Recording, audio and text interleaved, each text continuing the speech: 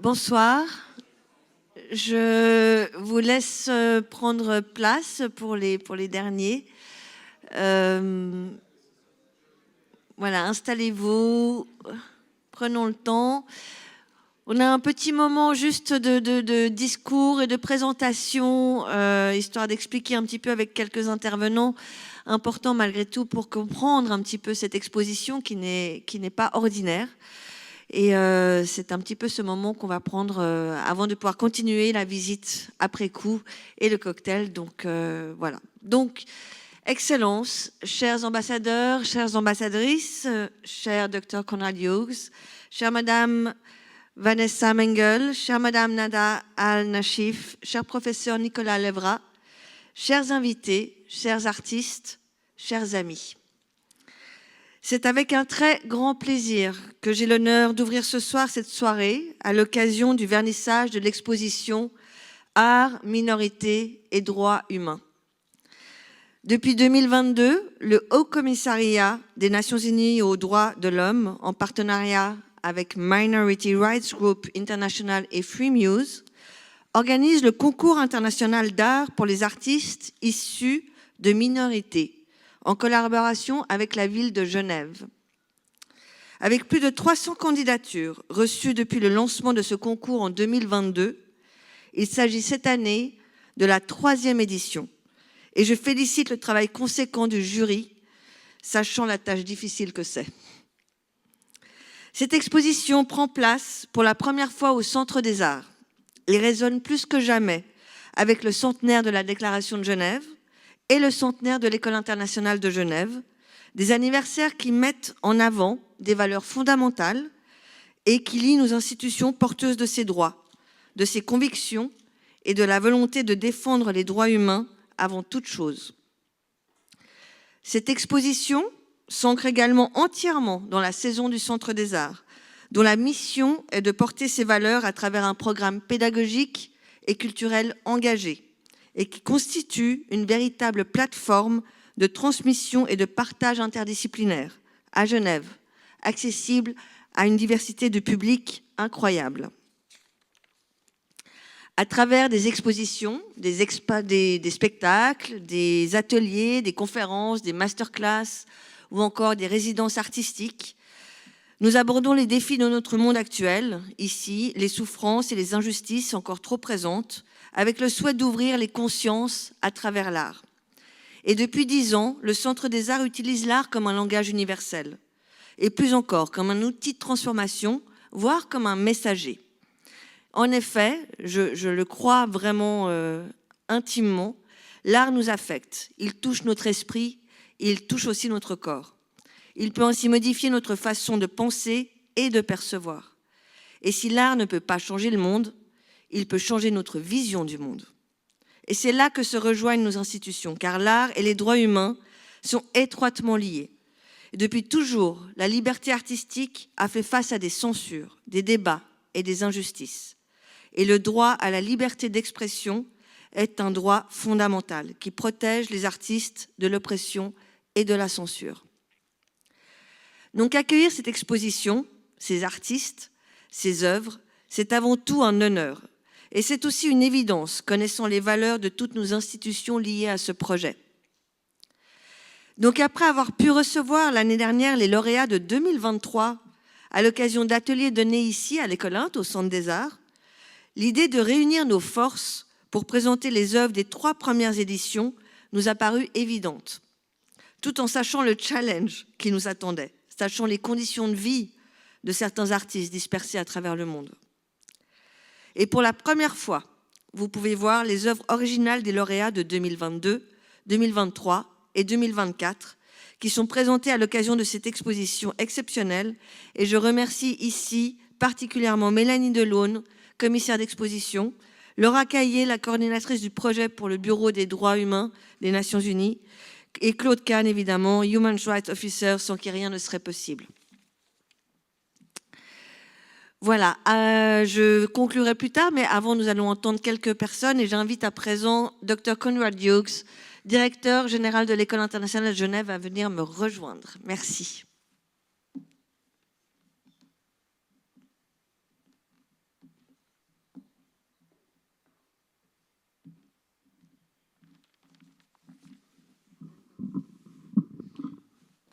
Bonsoir. Merci beaucoup d'être là. C'est un très grand honneur pour nous de faire partie de cette exposition qui est vraiment tout à fait remarquable. Chaque œuvre est d'une qualité extraordinaire. Et connaître l'histoire derrière chaque œuvre est une véritable inspiration. So I'd just like to say a few words about human rights in education, right? So you probably know that compulsory education starts in the 1850s. And the idea was that a basic education should be available to every child. And you see this reiterated about 100 years later in the United Nations Declaration of Human Rights. It's Article 26, this is 1948. Everybody has the right to an education. So this is something we believe in firmly across the world, all of us in education. There's still over 250 million children who don't access a basic education. But we hope to close that gap as much as possible by 2030. But of course, then you have the Sustainable Development Goals. And SDG 4, it's a bit more nuanced. It's not about an access to education. It's about quality education. And it goes a bit further. It talks about lifelong learning and about inclusion. So the idea here is that while a basic education might be necessary, what's important is access to a quality education. That's something different. And it becomes important if you start looking at the crisis that is in the educational world today around curriculum relevance. A lot of curriculum isn't particularly student-friendly. It isn't even teacher-friendly. A lot of students are wondering why they're studying what they're studying. They're faced with a lot of pressure. They get degrees that may or may not give them access to employment. There's a whole kind of movement against college and university saying it's a waste of time, don't spend your money on that, you can get anything you want from the internet. So we're going to ask some deep questions about what a quality education means in the 21st century and to what extent that is actually a human right. It's pretty pointless giving someone the right to something that isn't going to give them opportunities. So it's that quality that needs to become the right. And what is, therefore, an education of high quality? Qu'est-ce que c'est qu'une éducation de haute qualité? Une éducation qui permet d'apprendre tout au long de sa vie. Une éducation qui promeut l'inclusivité. Une éducation basique est très bien, mais ce n'est pas assez. Il faut une éducation à la qualité. So here we think it's basically three things. Okay? The first, it's the idea of social and emotional learning. Social and emotional learning. So of course you go to school to learn disciplines and to develop skills. But you're also learning attitudes, you're becoming more confident in yourself, you're learning to live with other people, and you're navigating some of the emotions that are inside of you. And we know that Gen Z is facing all sorts of difficult prospects. There's climate anxiety, there's mental illness that's at a much higher level than we've ever seen before. There's a whole idea of economic, an economic forecast for Gen Z that is less full of opportunities than it was for millennials. And so making sure that our education systems are giving students resilience, enthusiasm, hope, belief in themselves, and critically knowing how to learn and live with other people, to appreciate other people, to appreciate their differences.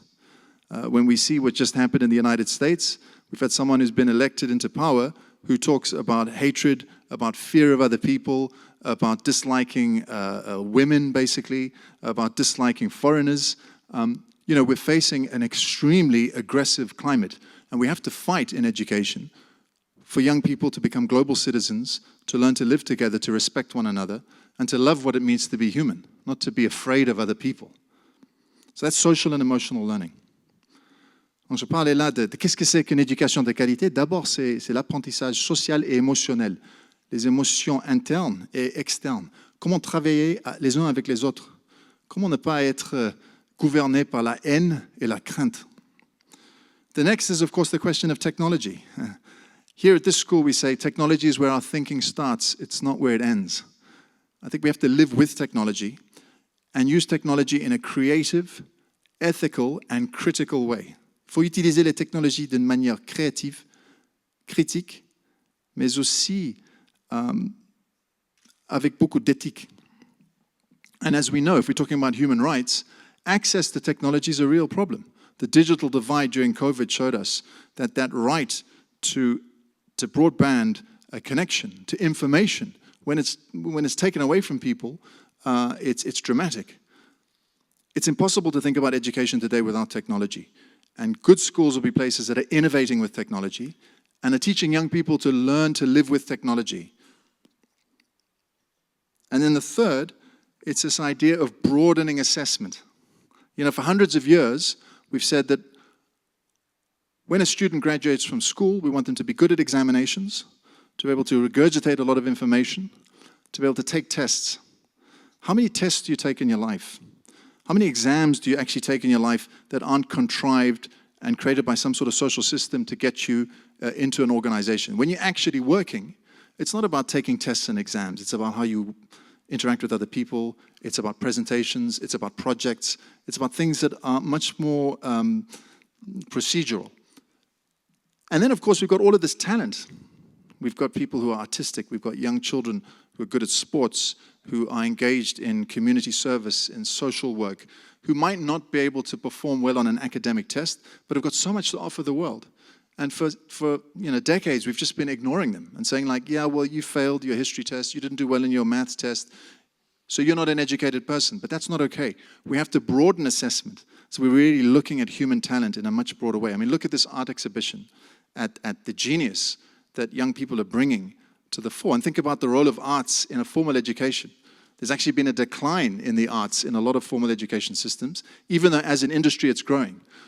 Donc là, c'est deux choses de plus. C'est non seulement travailler avec les technologies, mais aussi comment élargir l'évaluation, évaluer beaucoup plus que la capacité à performer sur un système très rigide et académique. Vraiment saisir le talent humain et faire fructifier le talent humain pour demain. So that for us is what an education of quality is. And our school, the International School of Geneva, the oldest international school in the world, throughout World War II, we opened our doors to children who were fleeing Nazi persecution. Our great director, Marie-Thérèse Moret, and the Route de Chêne here has been named after her recently.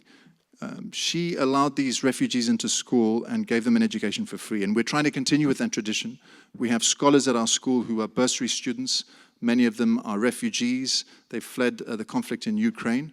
And we think more international schools and private schools should do this, offer more places to a high-quality education to as many children as possible. Et aussi, on est très fiers d'être en Suisse et de voir toutes les réformes de très haute qualité qui sont à l'enceinte du DIP et les réformes dans l'éducation suisse au nom de la qualité. Our future strategic plan, it's about innovation, it's about global citizenship, it's about sustainability, and it's about innovation. Those are the four things we want to drive through one concept, which is flourishing, l'épanouissement.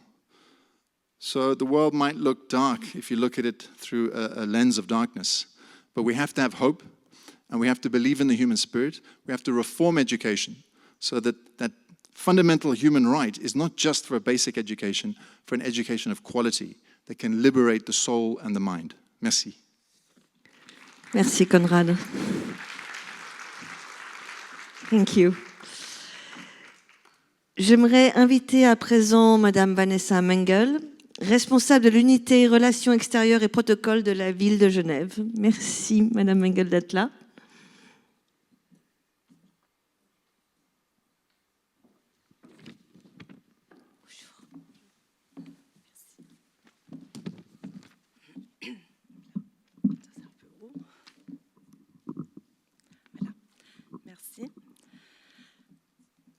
Madame la haute commissaire adjointe, Excellences, Mesdames et Messieurs, chers invités, amis, artistes.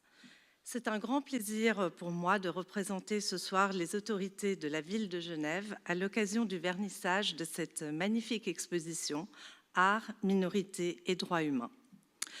Le Conseil administratif est fier de soutenir pour une 3e année consécutive cette belle initiative et d'accueillir la rétrospective qui prolonge le succès des 2 précédentes éditions du concours pour les artistes issus de minorités.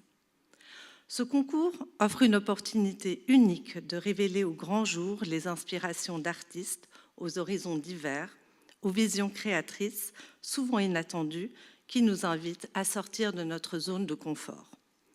En traversant leurs univers, nous découvrons des parcours marqués par la résilience et le courage, illustrant les défis immenses auxquels ces artistes sont confrontés pour faire entendre leur voix dans un monde parfois peu accueillant. Je me réjouis de voir avec vous les œuvres des lauréats et lauréates des 3 éditions.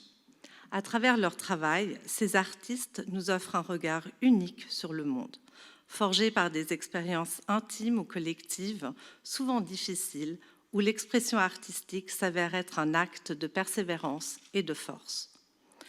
Nous sommes également ravis d'accueillir à la fin de ce mois les artistes de l'édition 2024, dont le thème « La mémoire dans le présent » s'inscrit en parfaite résonance avec la programmation culturelle de notre ville, notamment avec l'exposition « Mémoire, Genève dans le monde colonial » du musée d'ethnographie. En tant que ville de dialogue et de paix, Genève honore sa vocation en soutenant des initiatives qui favorisent de nouvelles perspectives, telles que celle qui nous réunit aujourd'hui. En cette période critique où les droits humains sont mis en péril dans de nombreuses régions du monde et où l'obscurantisme domine, Genève a un devoir d'exemplarité. Donc c'est au nom des autorités de la ville de Genève, je tiens à remercier chaleureusement le Haut-Commissariat aux droits de l'homme pour cette collaboration dès les débuts, ainsi que Free Muse et Minority Rights Group pour leur engagement. Ensemble, nous perpétuons ce projet en élargissant ses actions culturelles, éducatives et artistiques, renforçant les liens entre art et droits humains. En espérant que ce travail essentiel pour le dialogue et la sensibilisation aux droits humains se poursuivra dans la durée, je vous souhaite une excellente soirée et une belle découverte de cette exposition inspirante. Merci. Merci, Madame Mengel. Effectivement, toujours en collaboration depuis 3 ans. Un vrai plaisir. Je précise juste ici, je le redis après, mais qu'on a aussi une très belle collaboration avec le DIP, où on a 2 artistes en ce moment qui font des ateliers dans les collèges et les cycles. Il y en a 18 qui sont prévus, les classes vont venir ici. Donc voilà, ce n'est pas que à l'École Inde, c'est que ça s'élargit vraiment sur tout le canton. Merci Madame Mengel. Donc c'est avec honneur maintenant que j'accueille à présent Madame Nada Al-Nashif, haute commissaire adjointe des Nations Unies aux droits de l'homme. Merci d'être présente et merci d'être de venir vers nous.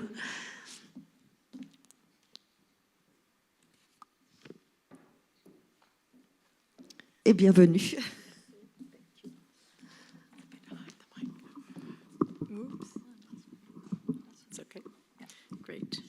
Great. No. Good evening, Your Excellencies, Madame Mengel, Mr. Hughes, and Professor Nicolas Levra, our Special Rapporteur on Minority Rights, who's with us today, dear guests, friends, and artists. Tonight, as we open this exhibition, Arts, Minorities, and Human Rights, we honor the artistic engagement of 22 laureates of the International Art Contest for Minority Artists. We are proud to partner with Free Muse, Minority Rights Group International, and the city of Geneva in collaboration with the Centre des Arts of Ecoland, to whom we are immensely grateful for the hosting of this collection of artworks.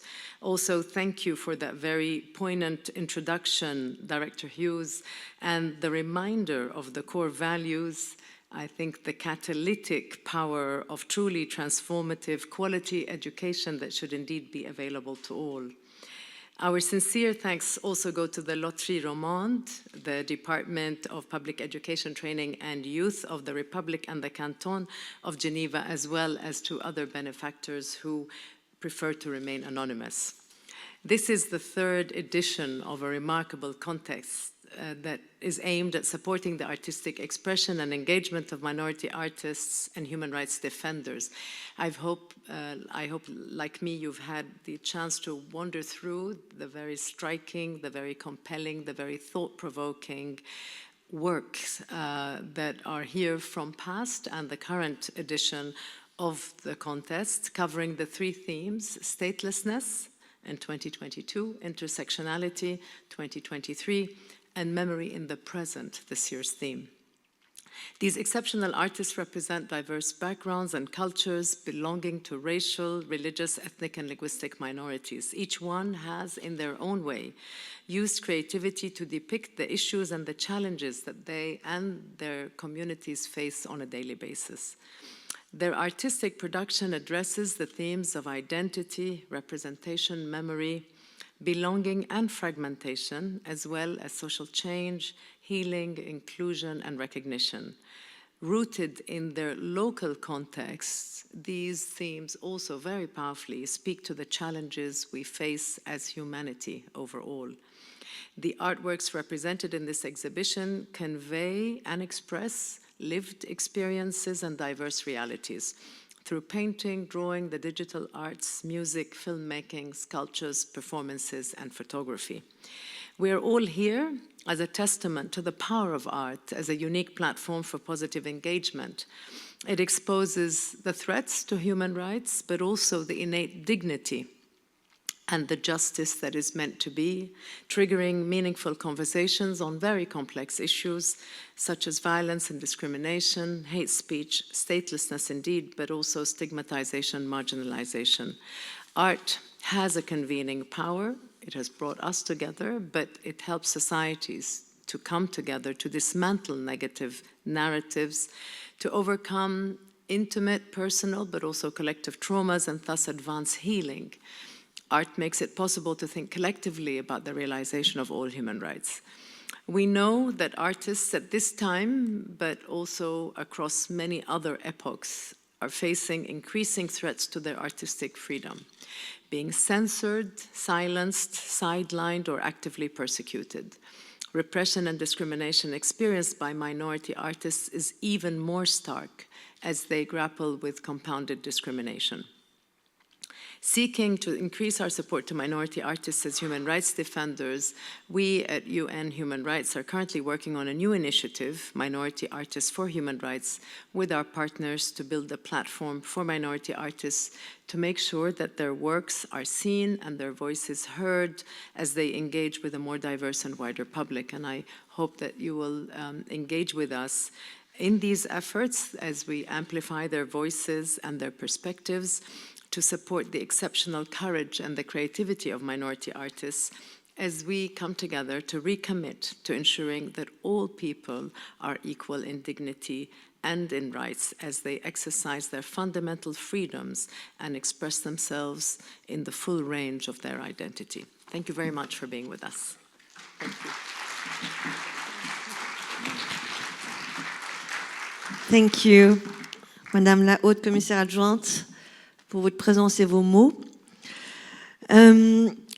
Maintenant qu'on a pu entendre beaucoup de soutien et de points de vue qui se lient sur cette thématique qui nous est tellement importante, partenaire du projet depuis le départ, nous allons voir une petite vidéo réalisée par Free Muse, une organisation qu'on est très content d'avoir comme partenaire, qui était d'ailleurs à l'époque déjà, on avait fait venir le Afghan Youth Orchestra, Women Youth Orchestra, ils étaient déjà partenaires sur cet événement-là à l'époque, donc on est très content qu'ils soient là de nouveau.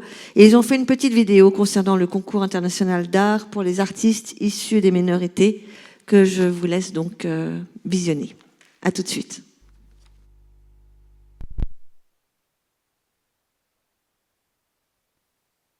There is no specific criteria for artistic medium, all arts.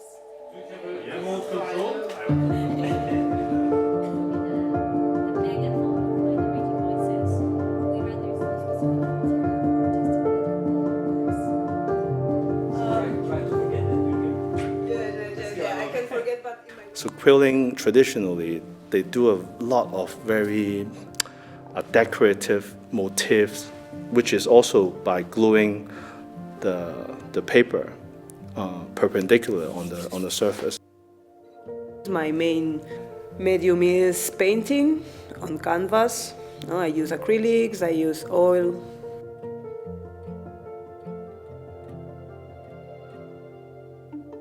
I often work with the same palette of colors that I really love. They're usually pretty soft.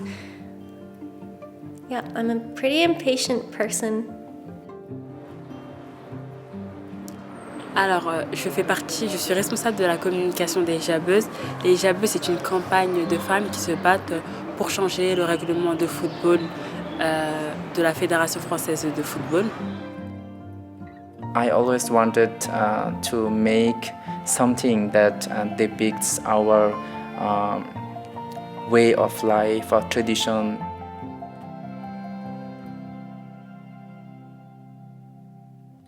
Donc, très tôt dans ma vie, j'ai été guidé vers l'art parce que la sensibilité qui gère mon âme avait choisi les arts plastiques pour moi. J'adore la musique, j'adore danser, mais je me suis arrêté dans l'art visuel. It's hard because you don't belong anywhere, or people tell you you don't belong anywhere.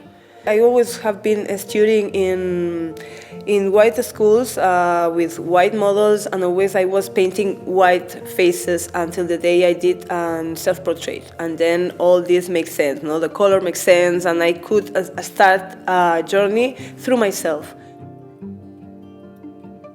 In 2013, I left my country, got into a boat, and traveled through the ocean. And so that's island from Australia, but instead of receiving help, I was detained in the offshore detention on the remote island of Nauru for 6 years. We were living in nylon tents because there were no facility, there were no even prison to keep us there. I was suffering from nightmares a lot. So I started doing those paintings, border industrial complex paintings, my series of paintings at the beginning with the aim of healing.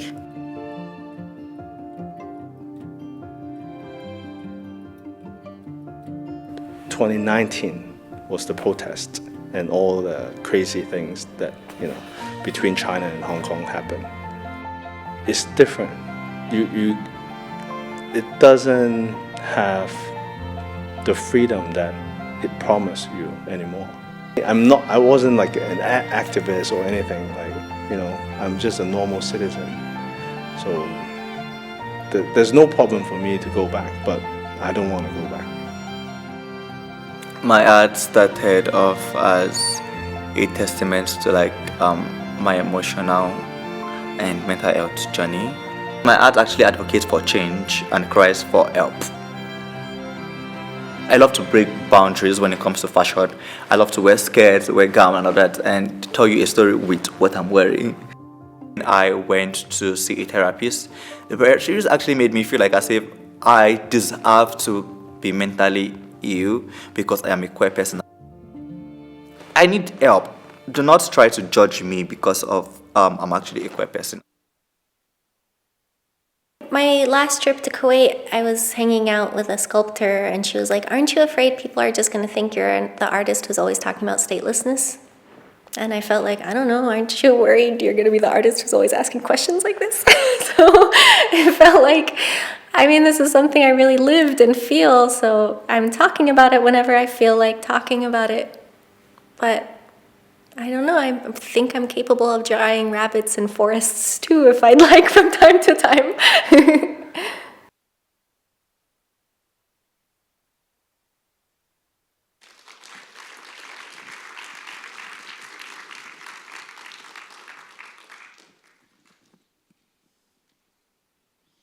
Je trouve très très touchant de les entendre de vive voix et d'entendre ces artistes parler de leur travail. Et c'est, je pense, une chance qu'on a aussi ce soir. J'aimerais profiter de cette occasion donc pour accueillir les 4 artistes qui sont avec nous ce soir. Vous êtes prêts? Kartoum Dembélé, s'il te plaît. Chuwai. Bianca Batalunguema, Aloisio de Azevedo Silva Junior, s'il vous plaît. Kartoum, tu viens vers moi directement, s'il te plaît. Je te laisserai parler au micro, là. Je te présente. Venez vous asseoir là. You can sit here. Thank you. Donc j'ai à côté de moi Khartoum Dembélé, que vous aurez vu en vidéo, qui est donc l'une des artistes lauréates de l'édition 2023 du concours. Elle a donné donc l'année dernière des ateliers à l'école Int. Et cette année, vous avez déjà, avec Bianca, donné quelques cours à l'école publique et ça continue. Donc déjà bravo pour tout ça. Son travail est présenté au premier étage dans le couloir, si jamais. Donc je te laisse la parole. Merci Khartoum. Bonsoir à tous, merci d'être venus ce soir. Je me présente, je m'appelle Khartoum Dembélé, je suis une étudiante en communication et à côté de ça, je fais de la photographie argentique pour faire valoir mes droits. Notre combat est une longue course, un long match, où l'accessibilité au sport pour les femmes qui portent le voile est le trophée. Des jeux se retrouvent sur le bord du terrain tous les samedis, non pas parce qu'elles ne sont pas douées, non pas parce qu'elles ont peur d'échouer, non pas parce qu'elles sont blessées, mais parce qu'elles ont fait le choix de porter le voile. Le combat des hijabeuses est nécessaire. Nécessaire afin de permettre à toutes ces femmes de pouvoir faire valoir leurs droits et reprendre leur dignité. Notre combat est long et nous le savons et c'est pour ça que nous accrochons, parce que nous savons que nous avons raison. La photographie est pour moi un levier de dénonciation, un outil de sensibilisation, afin de raconter l'histoire de ces jeunes femmes, afin de mettre un visage sur ces histoires, de mettre des noms sur ces visages, mais aussi de mettre une justice sur ces noms. Il est temps pour nous de récupérer notre dignité. Merci à tous de nous accompagner, de nous témoigner votre amour et de croire en nous. Nous œuvrons pour un monde meilleur où chaque humain pourra faire valoir ses droits. Merci. Merci Khartoum, très très bien dit. Et bravo encore. À présent, je vous demande donc d'accueillir Chuai. Chuai, please. Thank you. So Chuai is the laureate of the edition 2024 and her work is presented just right outside the auditorium, the two paintings on the black wall. Thank you, Chuai. It's okay. I really thank you so much to all of you tonight for coming here tonight and giving your time and listening our stories. It's really, I really thank you so much for sharing our life and moment, because also with our fellow artists, we all have a story and we all have a voices, but often we couldn't really have the voice or have a chance to talk about. So it's really grateful for seeing all of you tonight and also to be able to have the chance to show our artwork and creation, which is also linked to our life experience and the country and then the situations. I'm Chu Wei from Myanmar and Germany, and I've been living in exile in France right now. It's only because of my artwork. In 2021, there was the coup d'etat in my country, and I involved with my art. For that reason, I have to leave the country, and it was a long journey actually. I didn't arrive in France first, only a few months, and then I decided to settle down in Kyiv in Ukraine before the war, of course, and then the war has happened and I have to flee again. So literally within 1 year of time frame, I have to exile 2 times. And I'm really glad that I'm standing here today because I came from a long journey, and at the beginning, if someone tell me I would be living the life in exile, I will never believe it, but now I arrived it. Right now what I'm doing is I'm using my art, and even though the military and they put so many repressions and also the life in Europe is challenging the artist in so many different ways for me to give up creating art, but today I'm still resisting, and as a result of it, we're gonna see the exhibition with the I'm really glad. Now what I'm doing is I'm still creating art, and for all the people who have difficulties and problems surrounded around.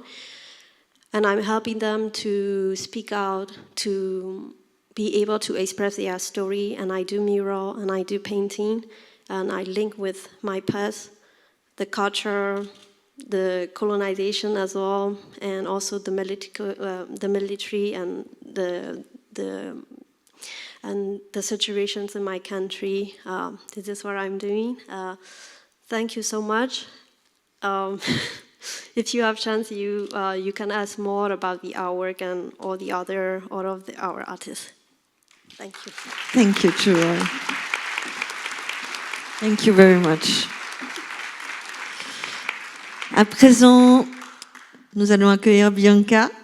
Bianca Camp, thank you. Artiste lauréate de l'édition 2023, dont le travail est présenté au premier étage, first floor. You are. And, elle a aussi fait partie des ateliers de l'École Inde qui ont été donnés l'année dernière et qui cette année fait avec Khartoum les ateliers à l'école publique voilà, pendant encore quelques semaines. Donc Bianca, à toi la parole. I don't understand nothing, but No, thank no, you no, so much. I know, but you can go on. Hi, I'm Bianca. I'm from Barcelona, Spain. I'm an Afro-descendant, mixed race woman. So I'm here because last year we won the artwork contest from minority artists. I'm so happy. So my story starts with one picture. Should be here. It should be here. So she's my mom. She arrived to Barcelona when she was 12 years old from Guinea Equatorial. Guinea Equatorial was a Spanish colony. It's so interesting because in Spain, it seems anybody knows about that. You know, we are the country closer from Spain, and it's like it doesn't exist. And this is my main work, to put us in the map. You know, black women like human beings, like Spanish Afro-descent people. So I start to paint myself, my family, and I try to show us like powerful women, not like poor immigrant, no, because all are humans and we all have our things. So this is a painting from Speaking Bodies series, what we are talking about the naturality of the naked body, you know. We did a lot of sessions with different Afro-descendants, friends of mine, and how you can see in this picture, maybe we are ashamed when we get naked. So, but what I want to reflect is how powerful can be when we are naked, when we see our bodies, like female bodies. You have to understand that in Spain, we are the different ones. We don't like to see ourselves in all the places because we don't have representation in TV, in the schools, any place. So be naked is a hard thing for us because we are really, really different. The color, the hair, the skin, the body, all this. And when I start to paint all these things, I found that it resonated with the rest of the world, you know.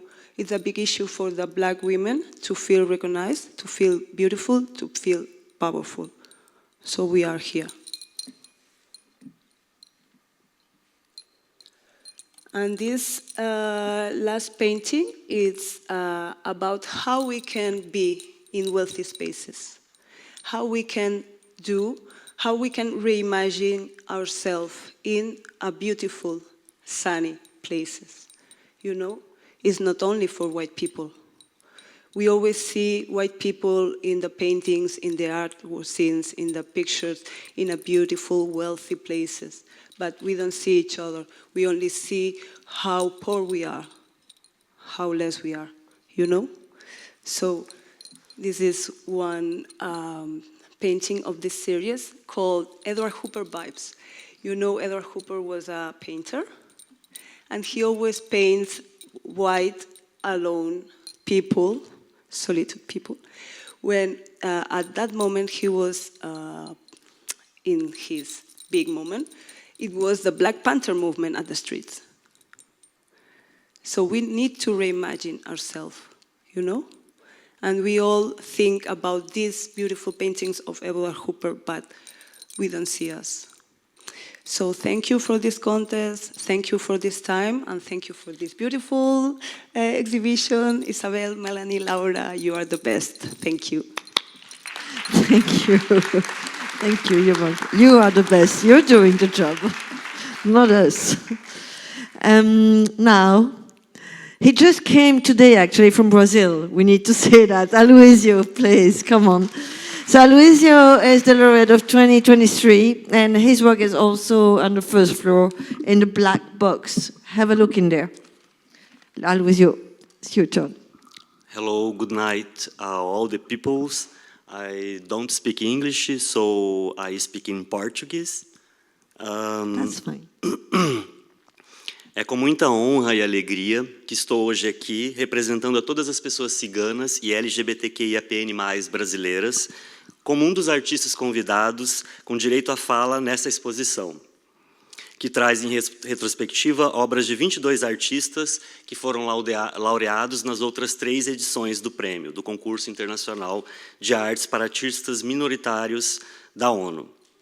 Receber o prêmio ano passado, quando o concurso teve como foco obras de artes e artistas que trabalham a interseccionalidade, teve um gostinho muito especial para mim, que desde cedo convivo com a dupla exclusão, o racismo e a LGBTfobia.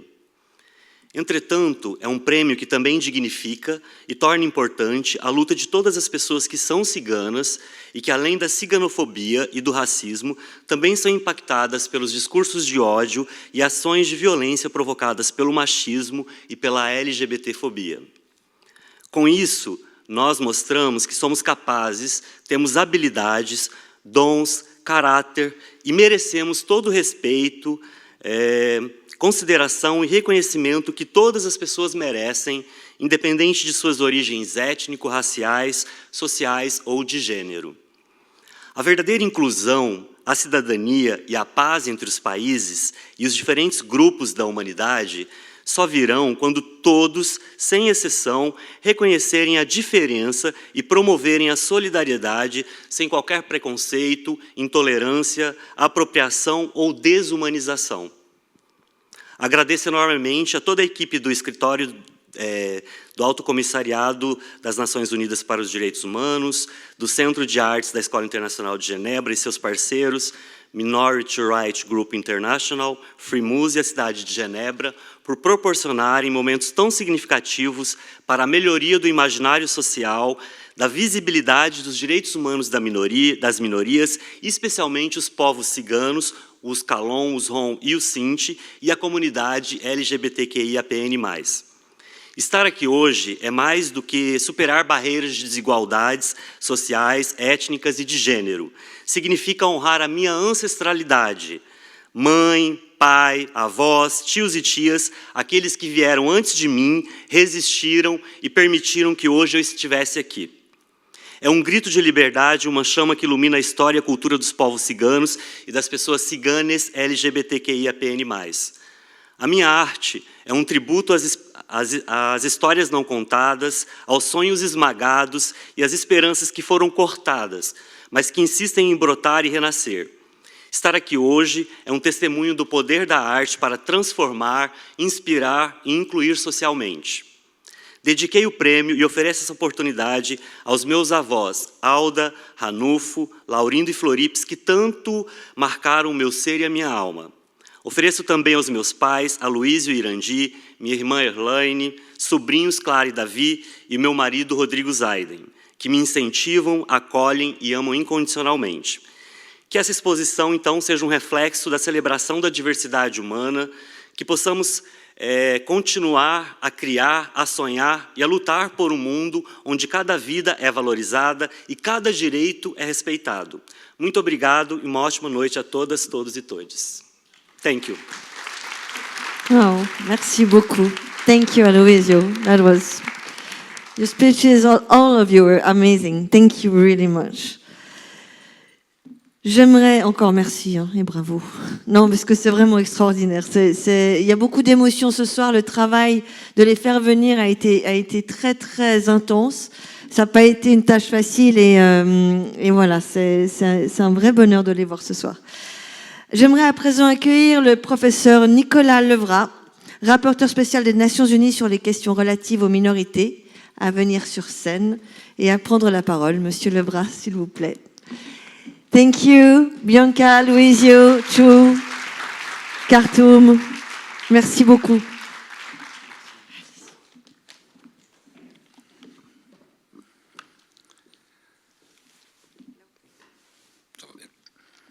Excellences, Madame la haut-commissaire adjointe, Monsieur le directeur, amis de l'art, amis des droits humains, amis des minorités, ce sont actuellement des temps difficiles pour les droits humains.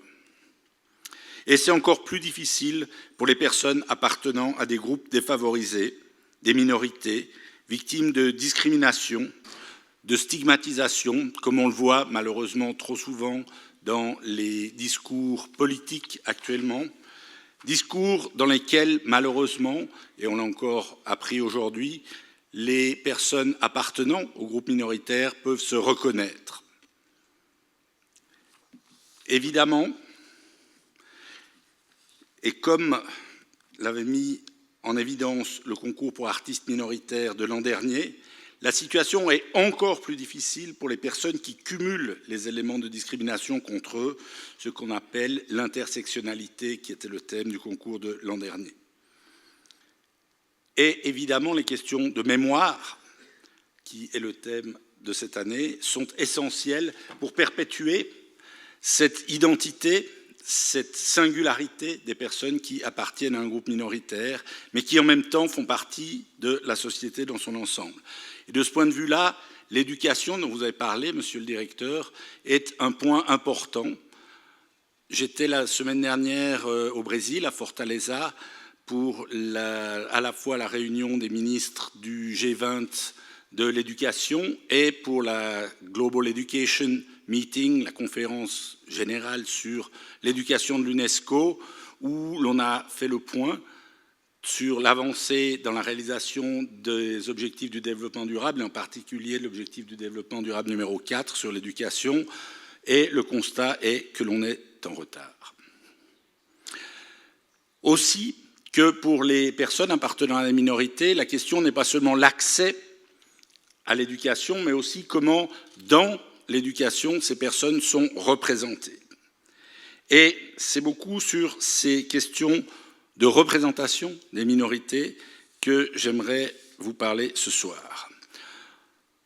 Le Conseil des droits de l'homme m'a confié ce mandat de parler au nom des minorités, de défendre la cause des minorités, et évidemment, c'est un travail qui se base beaucoup, surtout, sur des textes juridiques, des lois, des traités, des déclarations ou des données, notamment des pourcentages.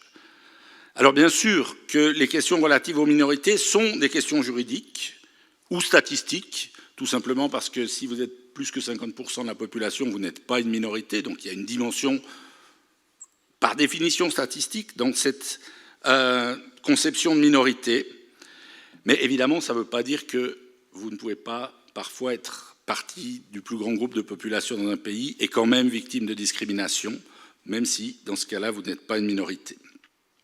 Donc oui, bien sûr, les statistiques, le droit sont importants, mais cela ne dit pas tout, loin de là.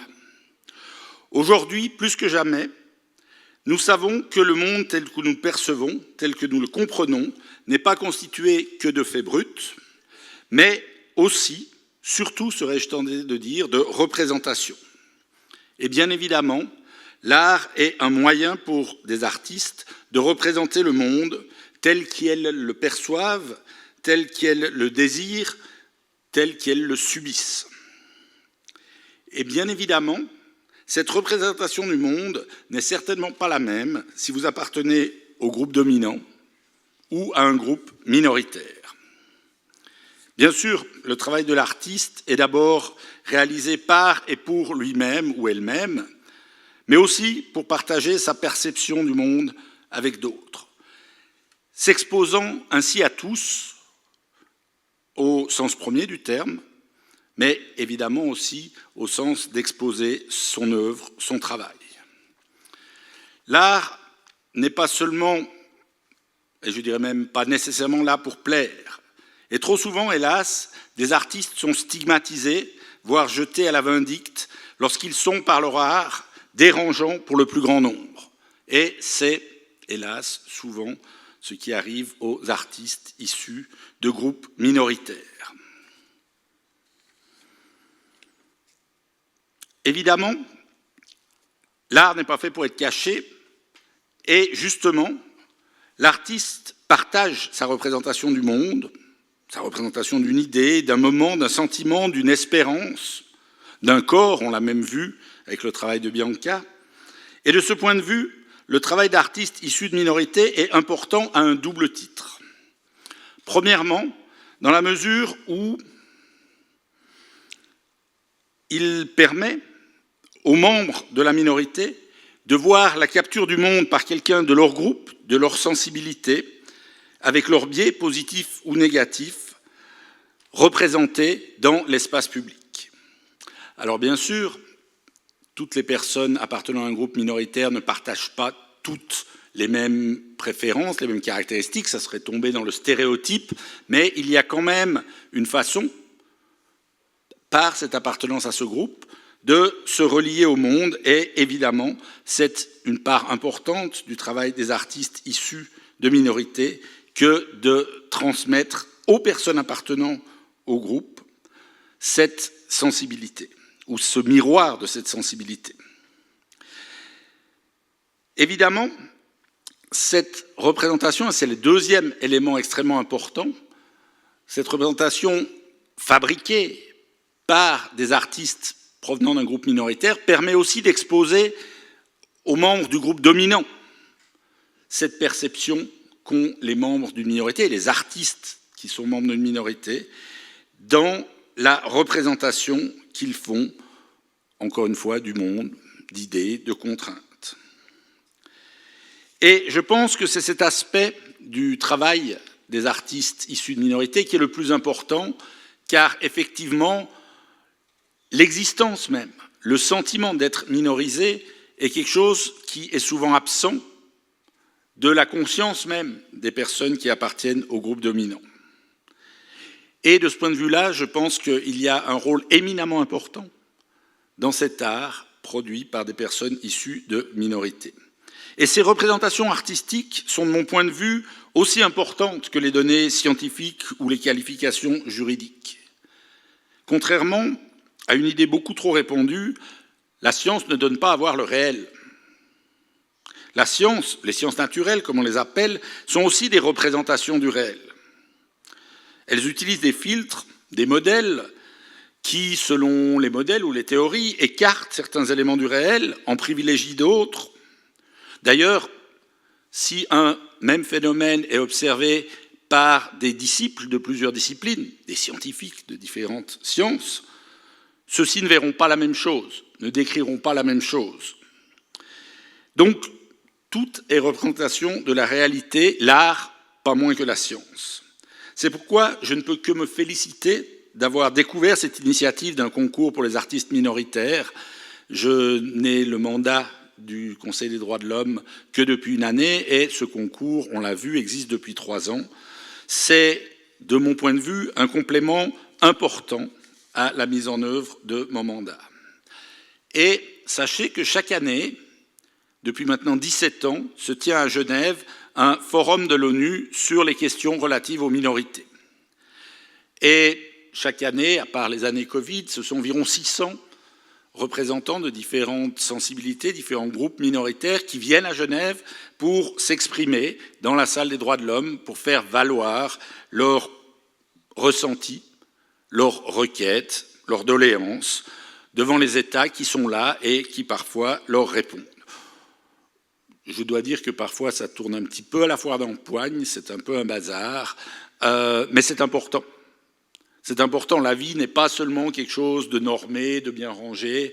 Il y a des moments où effectivement la confrontation, je parle bien de confrontation, pas de combat, mais la confrontation des points de vue, des idées est nécessaire. Tout ça pour vous dire que le thème de la 17e édition de ce forum qui se tiendra fin novembre est précisément le thème de la représentation des minorités dans la société. À la fois la représentation qu'elles se font d'elles-mêmes dans la société et la représentation que la société a de ces minorités. Et l'idée de ce thème, car j'ai la lourde responsabilité de choisir chaque année le thème du forum, l'idée de ce thème m'est venue l'an dernier lors de la remise des prix aux artistes issus de minorités et lors de discussions que j'ai eues avec eux où, me disaient-ils, le principal problème, c'est vraiment qu'on soit perçu tel qu'on veut être perçu et qu'il y a un décalage qui existe entre la société et notre façon de représenter la réalité. Donc, l'art minoritaire est essentiel pour les personnes appartenant à un ou à des groupes minoritaires, comme pour la société dans son ensemble, qui peut ainsi apercevoir la diversité des points de vue au sens premier du terme et des sensibilités qui la composent dans toute sa complexité. J'aimerais encore prendre une minute, un très bref mot sur un autre thème, mais on sait aussi qu'on parle, parmi les différentes minorités, des minorités religieuses. Et l'art et les minorités religieuses est une question compliquée, problématique. Bien sûr, le sentiment religieux, les rites religieux ont, par exemple, joué un rôle fondamental dans le développement de l'art occidental, notamment les arts plastiques. Les représentations étaient des représentations de scènes religieuses et, bien évidemment, dans la musique. La religion a, pendant des siècles, été le moteur essentiel de la création artistique en Occident. On retrouve aussi de nombreux motifs et éléments religieux dans d'autres traditions religieuses, mais ce n'est pas le cas de toutes les religions. Il est par exemple bien connu que la représentation picturale de Mahomet est strictement interdite par la religion musulmane. Interdiction affirmée d'ailleurs que la religion musulmane soit dominante ou minoritaire dans une société. Ce point important, mais sur lequel je ne suis pas compétent personnellement pour disserter, je le cite parce qu'il montre la diversité immense des différentes situations minoritaires. Comment une minorité musulmane dans un pays majoritairement sécularisé et de tradition chrétienne peut-elle faire valoir sa sensibilité religieuse par rapport à ces descriptions? Le peut-elle d'ailleurs? Le doit-elle? Bien sûr, les personnes appartenant à une minorité doivent être protégées contre des atteintes à leurs droits et contre des discriminations résultant de choix de la majorité. Mais la minorité, bien évidemment, par définition, ne peut pas non plus imposer sa sensibilité et son point de vue minoritaire.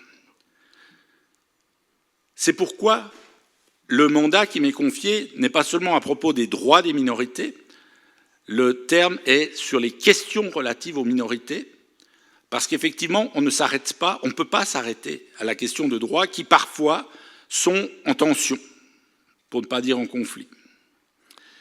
Et évidemment, les efforts d'uniformisation qui ont été un moteur pour la plupart des constructions nationales doivent aujourd'hui être nuancés par une culture de la tolérance et de la valorisation de la diversité.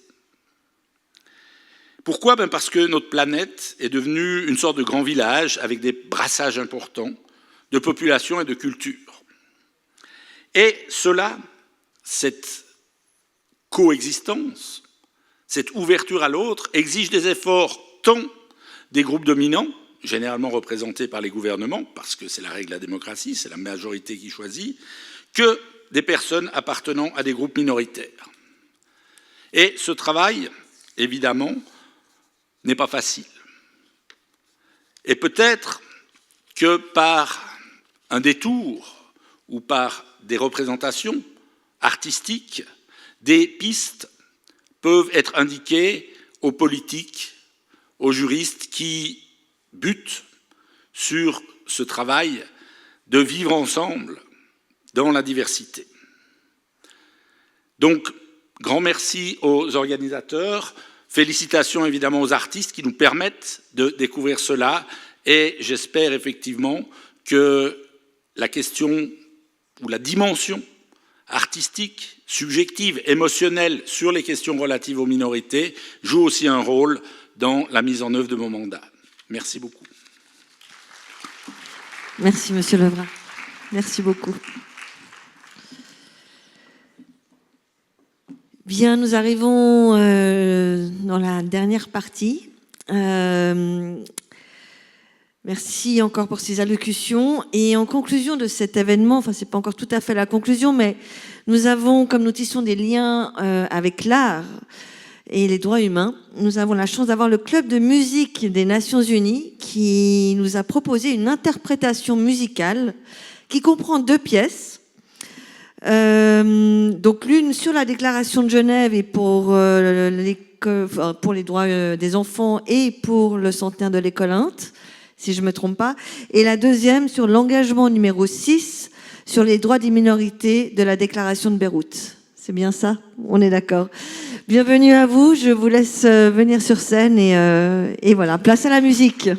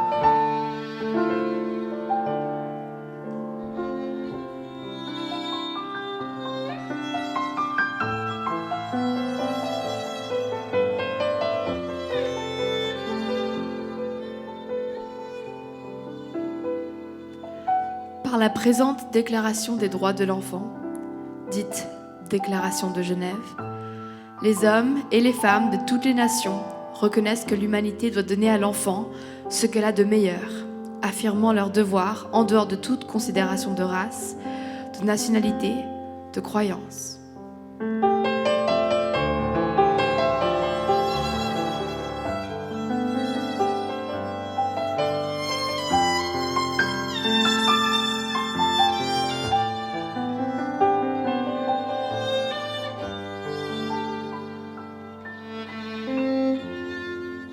Article 1.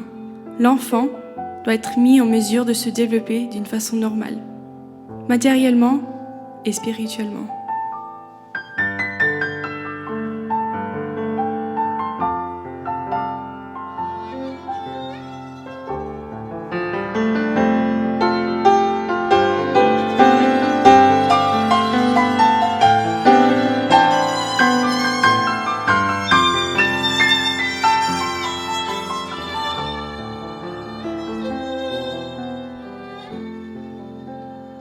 Article 2. L'enfant qui a faim doit être nourri. L'enfant malade doit être soigné. L'enfant arrière doit être encouragé. L'enfant dévoyé doit être ramené.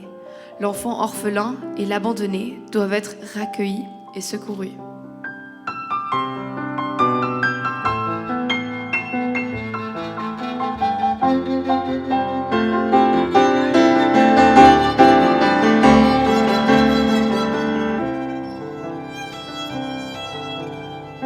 Article 3. L'enfant doit être le premier à recevoir des secours en cas de détresse.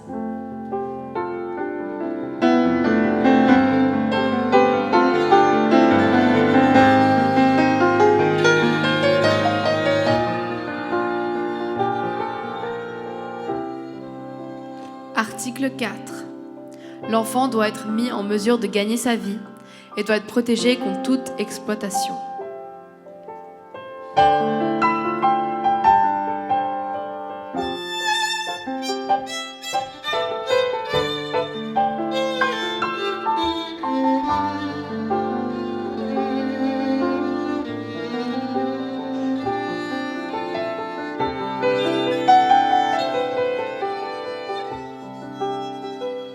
Article 5. L'enfant doit être élevé dans le sentiment que ses meilleures qualités devront être mises au service de ses frères.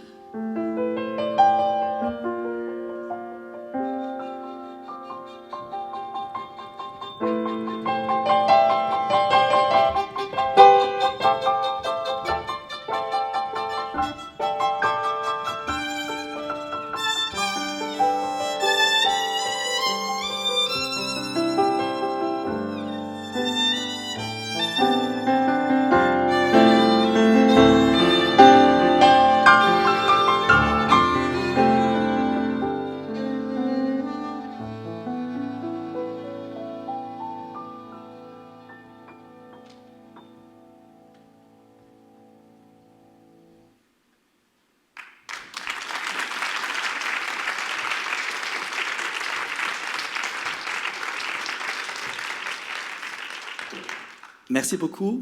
Nous venons d'interpréter en musique effectivement cette déclaration dite de Genève.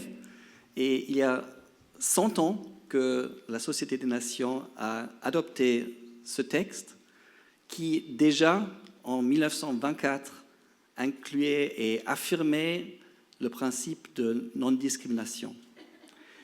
Et on va terminer avec un autre morceau que Maud, Maya, Damianos et moi vont vous interpréter, cette fois-ci sur la déclaration de Beyrouth de la foi pour les droits. Et effectivement, on a parmi nous plusieurs participants de notre réunion d'experts et des acteurs de la foi ici à Genève.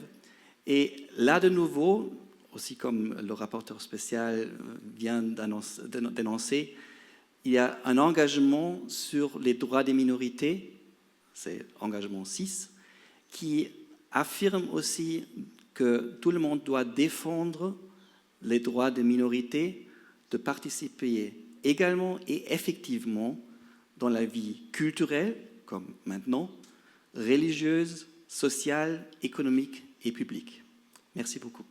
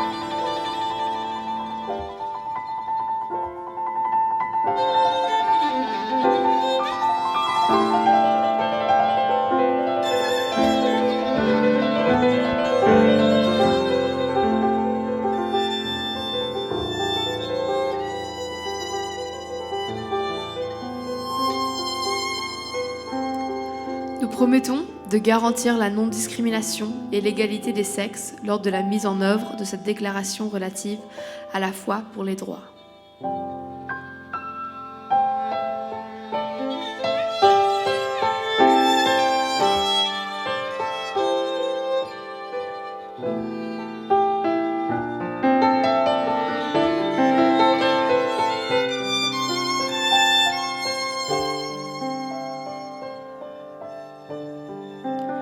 Nous nous engageons notamment à revisiter, dans le cadre de nos domaines respectifs de compétences, ces compréhensions et interprétations religieuses qui semblent perpétuer des inégalités entre hommes et femmes, et des stéréotypes malveillants qui justifieraient même une violence fondée sur le sexe.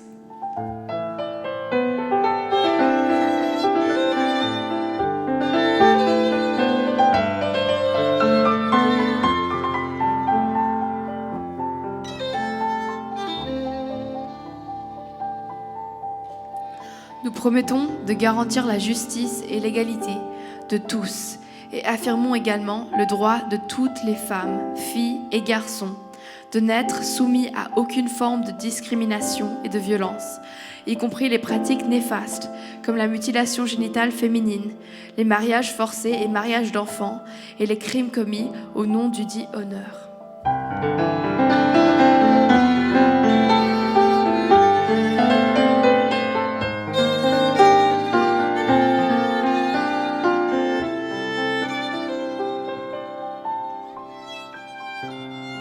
Nous promettons de protéger les droits de toutes les personnes appartenant à des minorités dans le cadre de nos domaines respectifs d'action et de défendre leur liberté de religion ou de conviction ainsi que leur droit à participer également et effectivement à la vie culturelle, religieuse, sociale, économique et publique, conformément au droit international des droits humains comme un standard minimum de solidarité parmi tous les croyants.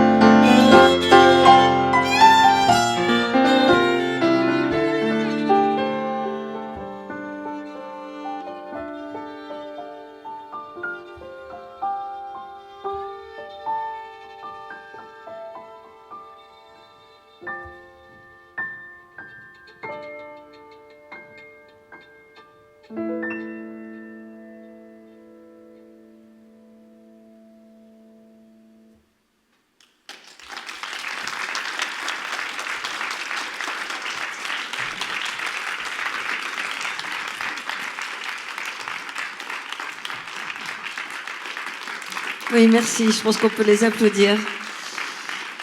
J'aimerais particulièrement remercier Maya et Maud, qui sont des élèves de l'École internationale, qui ont pris le projet il y a quelques semaines à peine en vol. Et merci à Michael pour cette belle initiative qui démontre bien comment l'art et les droits humains peuvent être liés. Voilà, il est temps gentiment de conclure, donc, et de nous laisser surtout transporter par le travail de ces artistes. Qui sont toutes et tous admirables. On en a 4 aujourd'hui avec nous. Le 26, ils seront plus nombreux, mais en tout cas, ils sont tous exposés. Je vous invite également à revenir avec vos proches, vos collègues, vos amis. L'exposition, elle est là jusqu'à mi-décembre. Ça vaut la peine d'y revenir pour l'avoir vu se monter petit à petit avec Mélanie et Laura. Je peux vous dire que même en repassant devant chaque jour, on s'y attache de plus en plus, on découvre de plus en plus de choses, on les voit de plus en plus en profondeur, donc ça vaut la peine. Et voilà, c'est vraiment une exposition qui touche par son intensité, je crois, et qui vaut la peine d'être voilà, découverte par détail. Je vous invite aussi à suivre le programme du Centre des Arts. Comme vous l'avez compris, on s'attache à faire une programmation culturelle qui est engagée, qui veut vraiment trouver dans l'art des moyens de transformation, des moyens de message, des moyens de porter des choses, en tout cas d'être un soutien dans ce monde. Et d'ailleurs, j'en profite pour vous dire que la prochaine exposition en janvier se nommera Afrique en perspective, qui proposera donc une cartographie visuelle de l'Afrique d'aujourd'hui, un continent en pleine mutation où l'art est un vecteur de transformation sociale et d'expression individuelle. Une exposition qui sera portée par notre chef de département d'art visuel, Mom Arsek, qui est aussi un grand artiste reconnu dans le monde. Voilà, quelques détails malgré tout, pour ceux qui ne l'avaient peut-être pas encore compris. L'exposition est construite par année. Donc vous trouverez au premier étage, au rez-de-chaussée, les lauréats de 2024, au premier étage les lauréats de 2023 et au dernier étage les lauréats de 2022. Donc n'hésitez pas vraiment à naviguer sur les 3 étages et dans les couloirs. C'est vraiment un petit voyage à faire sur 3 décennies. Donc n'hésitez pas à faire cela, accompagner des artistes qui peuvent aussi un petit peu vous mener dans ce déambule artistique. Le cocktail, comme vous avez pu le voir, est offert par la ville de Genève et continue. Donc n'hésitez pas à prendre un verre. Et j'aimerais juste finir quand même en remerciant personnellement David Haro, qui a été notre menuisier, monteur et qui a fait toute la scénographie avec Mélanie. Il a travaillé d'arrache-pied malgré une grippe carabinée. Yvan Cavazzana, le régisseur général, Angelo Bergami, Toby May, Stéphane Loutan, Julien Bevier, Estelle V, Alice Doménique, Arturo Caballero, enfin toute l'équipe du Centre des Arts qui a œuvré depuis un petit moment sur ce projet qui a été pas si simple à mettre en place malgré tout. Laura Caillé, que j'ai déjà mentionné, Mélanie Delaune évidemment, et Claude Kahn, et tous les artistes extraordinaires. Parce qu'il faut savoir que ça a été une aventure. Ces artistes viennent du monde entier. Pas tous ont tous les moyens qu'on peut, nous, avoir ici. Mélanie, elle a œuvré d'arrache-pied avec des moyens de courrier, de poste à travers le monde, des échanges. C'est même plus un mystère, c'est une aventure. Et c'est une aventure qui va continuer avec le retour des œuvres qui doivent repartir à un moment donné. Donc notre expérience n'est pas terminée. Il va falloir écrire un livre, je pense. Voilà, ça a été quelque chose jusque-là. Donc, merci à tout le monde. Merci aux artistes, merci aux intervenants. Merci à vous et puis bonne visite. Merci.